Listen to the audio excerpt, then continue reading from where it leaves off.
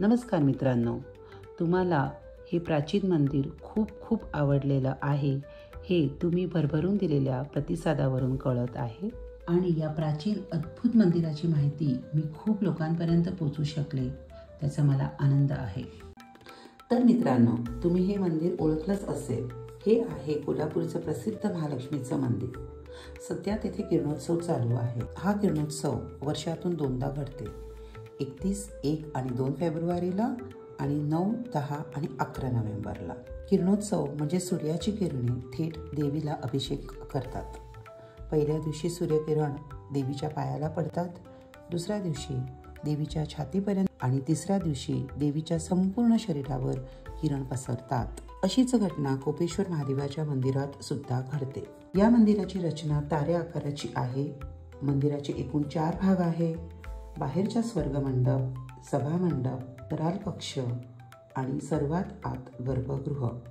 शिवाय या मंदिरामध्ये 126 खांब उभे आहे। नगारखान्यापासून गर्भगृहाचं अंतर बरंच जास्त आहे, तरी सुद्धा सूर्याची किरणे शिवलिंगपर्यंत वर्षातून एकदा पोहोचतात। मे महिन्याच्या 5, 6 आणि 7 तारखेला नगारखान्याच्या वरून शिवलिंगपर्यंत सूर्याची किरणे शंकराला अभिषेक करतात। आता शब्दांचा खेळ बघा। महालक्ष्मीचे मंदिर हे पश्चिममुखी आहे, म्हणजे अस्त होणाऱ्या सूर्याची किरणे देवीवर पडतात, म्हणून अस्त किरण अस्त म्हणजे किरणोत्सव। आणि खिद्रापूरच्या मंदिर हे पूर्वाभिमुख असून उगवत्या सूर्याचे पहिले किरणाने शंकराचा अभिषेक होतो, म्हणून हा किरणाभिषेक।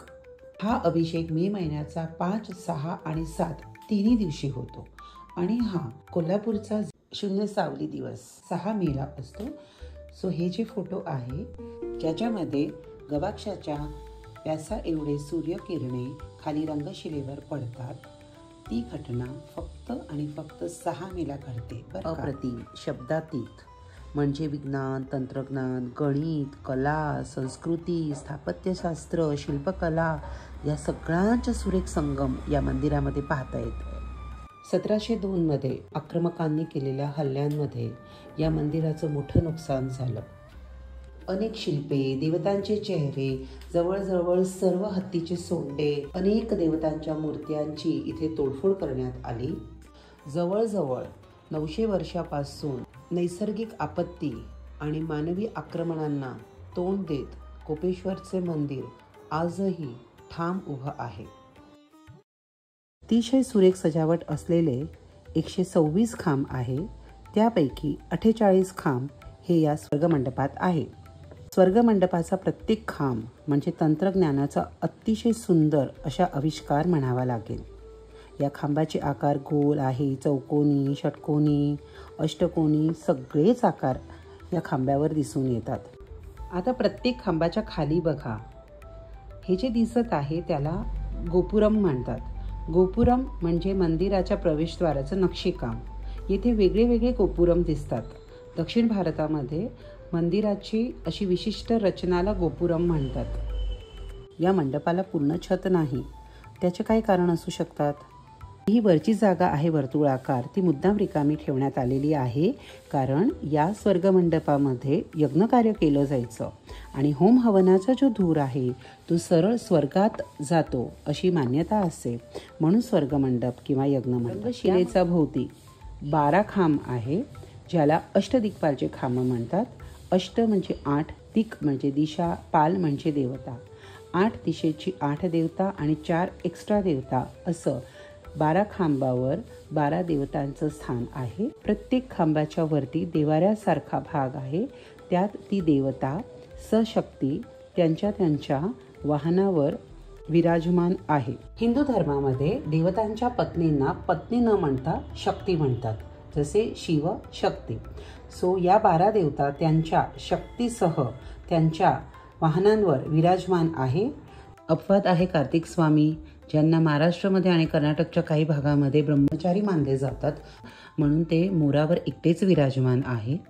पण आंध्र प्रदेश, कर्नाटका आणि केरळमध्ये कार्तिक स्वामी यांना मुरुगन स्वामी किंवा सुब्रमण्यम स्वामी म्हणून ओळखलं जातं आणि त्यांना 2 पत्नी आहे असं मानलं जातं। त्या पत्नी वल्ली आणि देवसेना या 12 देवतांपैकी बऱ्याच देवतांची तोडफोड झालेली आहे. ही नैऋत्य दिशेची देवता निवृत्ती नाही, निवृत्ती. पश्चिमेची देवता वरुण देवता. वरुण देवताचं वाहन आहे व्याळ किंवा याळी. कुबेर, बरोबर, कुबेर. तर घोड्यावर. हे आहे विष्णू भगवान आणि त्यांचं वाहन आहे मनुष्यरूपी गरुड. सुमारे 900 वर्षापूर्वीचं हे मंदिर स्थापत्यांच्या कौशल्याचा, शिल्पकारांच्या कलात्मकतेचा अवर्णनीय आविष्कार आहे. आता या जागेची ना एक युनिक गोष्ट सांगते. रंगशिलाचा एक विशिष्ट स्पॉट आहे. तिथे उभं राहायचं आणि अशी मुद्रा करायची. याला त्रिशूल मुद्रा म्हणतात. या त्रिशूल मुद्रावरून समोर महादेवाचं दर्शन घ्या. त्यानंतर स्वतःच्या डाव्या बाजूला बघा. जर हा स्पॉट व्यवस्थित तुम्ही उभे असाल त्या स्पॉटवर तर तुमच्या डाव्या बाजूला 2 खांबाच्या मधून बघा तुम्हाला ब्रह्माचं दर्शन होत आहे. मग त्या ब्रह्मदेवताला म्हणा अहम ब्रह्मास्मी, ब्रह्मेहे अहम अस्मी. आता मध्यभागी गर्भगृहाकडे बघा आणि म्हणा ओम नमः शिवाय नमः. आता उजव्या बाजूला बघा.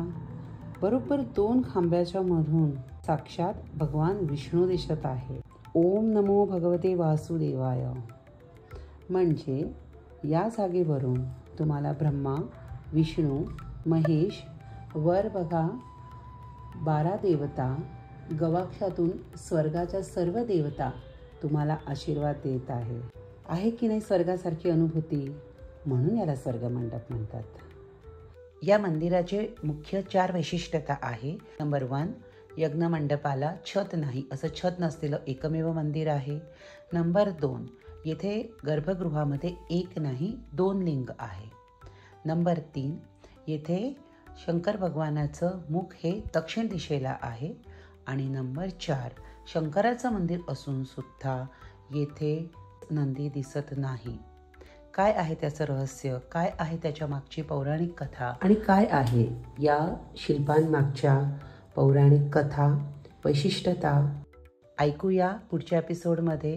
तोपर्यंत हरिओम. ओम नमः शिवाय नमः.